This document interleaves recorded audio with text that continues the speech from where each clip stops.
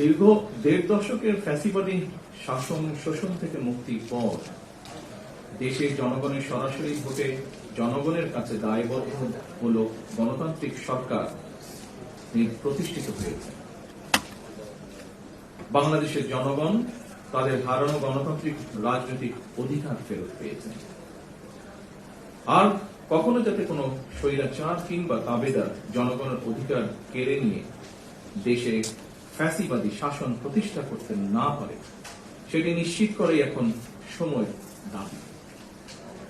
এবং সেই লক্ষ্যেই বর্তমান সরকার দেশের প্রতিটি সাংবিধানিক প্রতিষ্ঠানকে শক্তিশালী করতে যথাযথভাবে পদক্ষেপ গ্রহণের চেষ্টা করছে।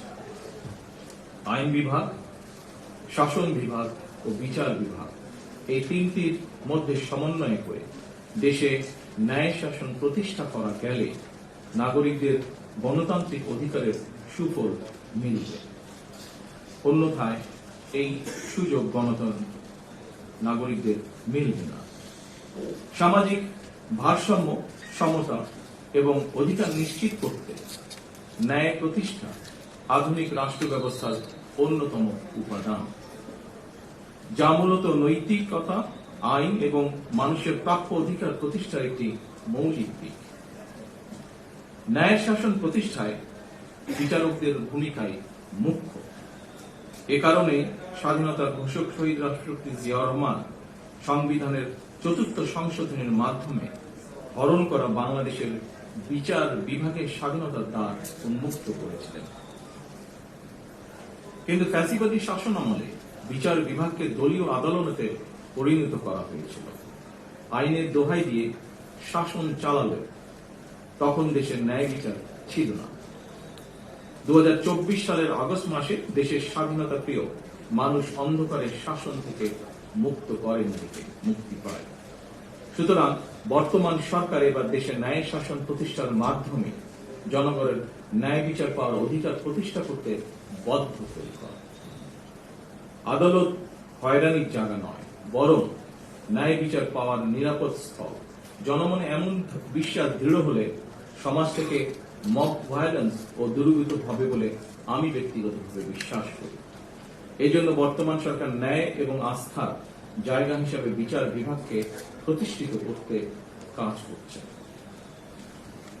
প্রিয় সুধীবৃন্দ, দুর্নীতিমুক্ত, স্বচ্ছ ও স্বাধীন বিচার ব্যবস্থা প্রতিষ্ঠার মাধ্যমে বিচার প্রক্রিয়ায় জনগণের হয়রানি লাঘব করতে সরকার বিচার প্রশাসন ও বিচার প্রক্রিয়াকে সম্পূর্ণরূপে ইলেকট্রনিক ব্যবস্থায় রূপান্তরের অংশ হিসাবে বিচার ব্যবস্থার আধুনিকায়নে ই-বেইল বন্ড পদ্ধতির বাস্তবায়ন কর্মসূচি অব্যাহত রেখেছে এবং যার ফলশ্রুতিতে আজ 7টি জেলায় এই প্রক্রিয়াটি চালু হল। দেশের সকল আদালতে ই-বেইল বন্ড পদ্ধতি চালু করা গেলে জনগণের বিচার প্রাপ্তিতে বিলম্ব ও বৈষম্য দূর করে ন্যায় বিচার প্রতিষ্ঠার সহায়ক হবে বলে আমরা বিশ্বাস করি। ন্যায় বিচারে বিলম্ব করা মানে ন্যায় বিচারকে উপেক্ষা বা অস্বীকার করা। আমি আশা করি বিচার বিভাগ, কারা কর্তৃপক্ষ এবং সংশ্লিষ্ট সকল প্রতিষ্ঠান আন্তরিক উদ্যোগ নিয়ে ই-বেইল বন্ড ব্যবস্থাকে এগিয়ে নিয়ে যাবেন।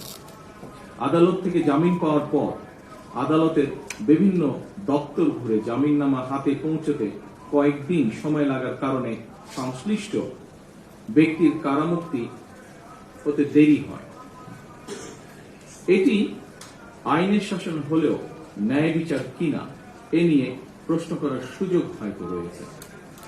ফ্যাসিবাদী শাসন আমলে আমরা দেখেছি আইনের দোহাই দিয়ে এমনকি রাতের বেলা আদালত বসিয়ে ভিন্ন দল এবং মতে শত শত মানুষকে শাস্তি দেওয়া হয়েছে। সেগুলো অবশ্যই ন্যায় বিচার ছিল না, বরং আইনি বিচারে আইনের অবিচার চালানো হয়েছিল। আইনের শাসন এবং ন্যায় বিচার বিষয় দুটি একটি আরেকটি পরিপূরক। আমার কাছে মনে হয় রাষ্ট্রে আইনের শাসনই শেষ কথা নয়, বরং ন্যায় বিচার প্রতিষ্ঠাই হচ্ছে গুরুত্বপূর্ণ। এ কারণেই বর্তমান সরকার রাষ্ট্র এবং সমাজে আইনানুগ ন্যায় বিচার প্রতিষ্ঠা করতে চায়।